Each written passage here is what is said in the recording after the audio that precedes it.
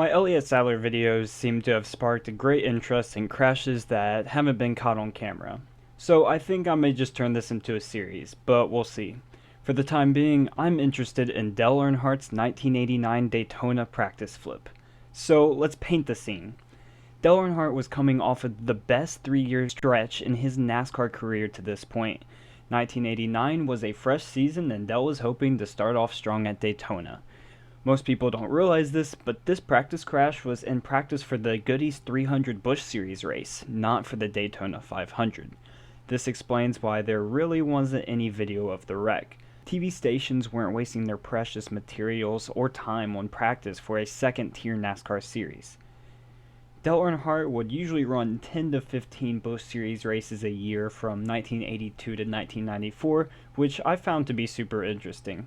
Always knew Dale Earnhardt raced a decent amount in the Busch Series, but never really clicked that he was already racing full-time in the Cup Series before the Busch Series even came into existence.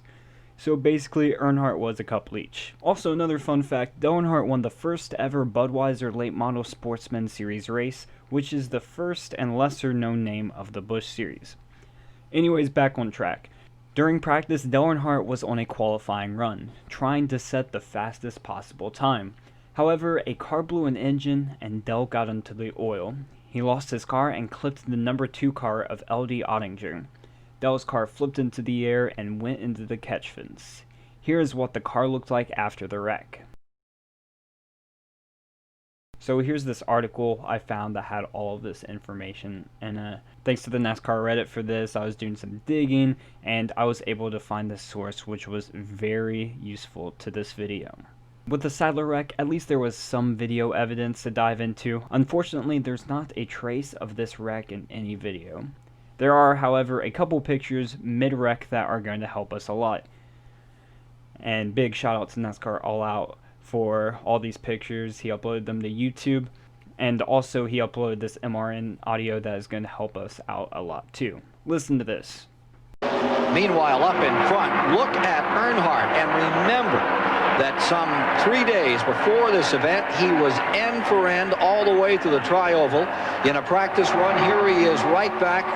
Talk about an Iron Man.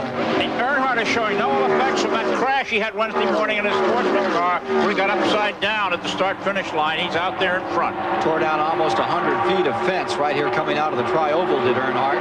He said, I just pulled my neck down into my shoulders because I knew it was going for a ride. And they said to him, how many times did you roll? He said, it was so exciting I didn't have time to count. Here comes Davey Allison down to the bottom of the racetrack. 100 feet of catch fence torn down. That is a lot of damage.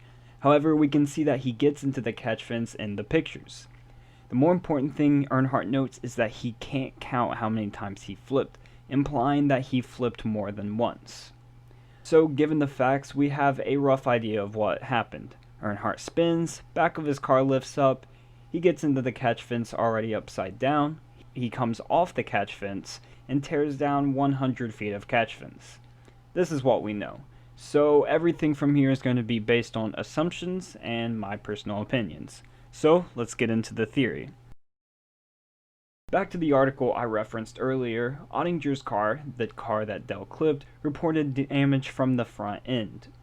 When he was clipped by Earnhardt, it is documented that Ottinger was on the inside of the track. In the pictures, you can see Ottinger in the grass of the Tri-Oval. This is all very critical information.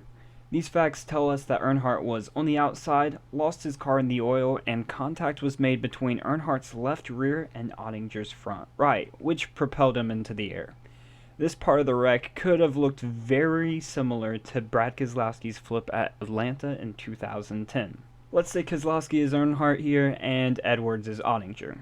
I know this doesn't resemble the situation at all, but the contact is very much the same. Let's play this real quick and stop. This angle of Brad Keselowski's car resembles exactly the picture of Dale's car. Even crazier, the angle of Keselowski's car is the same here as in the second picture of Dale's incident, albeit near the wall rather than Earnhardt's car that was near the catch fence.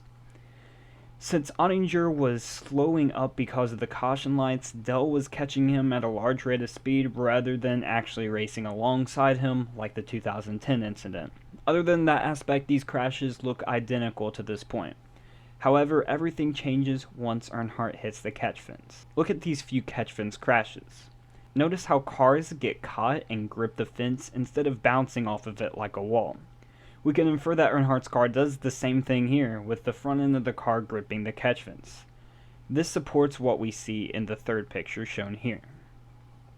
It shows us that the back of Dell's car is spinning towards the front and the car is turning in the air. Now I really can't tell if the car is upside down or not. It's such low quality, but to me it looks like the bottom of the car is up. It's not really that important. I'm just trying to make the picture as clear as possible, but you guys can let me know in the comments if he is right side up or if he's actually upside down. So right now I'm going to infer that he's upside down right here at this point. So it makes sense that after he hits the catch fence, the front of the car grips the catch fence, momentum propels the car into a 180, which pushes the rear of the car around the front of the front end of the car and starts to tilt the car a little bit upright in the process. And that's all the evidence we have. Earnhardt didn't talk much about the wreck. We ran out of pictures. The MRN audio didn't really talk about what happened from here. So the end is all up to all your opinion, because there's no proof of what happened after this at all. Zero in the entire world. However, for your entertainment and my sake, I'm going to stab at what happened. Remember when Earnhardt said he couldn't count all the flips? Well, given that, I believe the momentum and the fact that his car was mangled and misshapen, he managed to flip over one more time before coming to a halt. Austin Dillon's 2015 Daytona crash is sort of what comes to mind after he hits the catch fence. Keep in mind, Dillon hit the catch fence with the bottom of the car, but Dell hit it near his roof. Despite this is what I expect the second part of Dell's crash to look like, which is ironic because it's at the same track, same number, same spot, 26 years later. Now, some of you might be thinking he must have flipped more than twice or 2.5, 3 times because he said he couldn't count the rolls.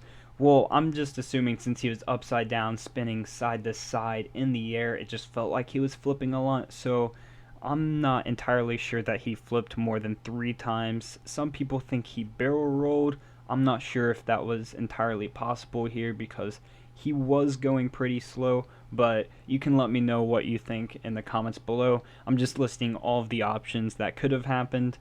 I personally don't believe he barrel rolled, but he very well could have. So with all of that said, here's the full rundown of what I think happened. During the 1989 Goodies 300 practice, a car blows an engine. LD Ottinger slows up as the caution lights come on. However, Earnhardt doesn't see them. He gets into the oil and loses control. This sends him sliding across the track into the path of Ottinger. Ottinger's front right clips Earnhardt's left rear, and this sends him into the air. The car flies very similarly to Keselowski in 2010 until he makes contact with the catch fence. At this point, the car is upside down and aggressively grips the catch fence. The rear of the car wraps around to the front, doing a full 180 spin upside down in the air. As speed starts to decrease, his car becomes off balance and he flips over one more time as he lands on the pavement.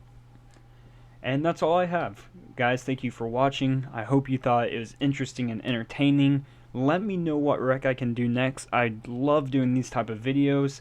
I may not be as great as them as some other people might be, or some conspiracy theorists in the comments down below to say, but I think it's a lot of fun to look into this and to edit these type of videos. So if you do enjoy, hit that like button, let me know down in the comments below, and subscribe for more, guys. I will see you in the next video. Peace.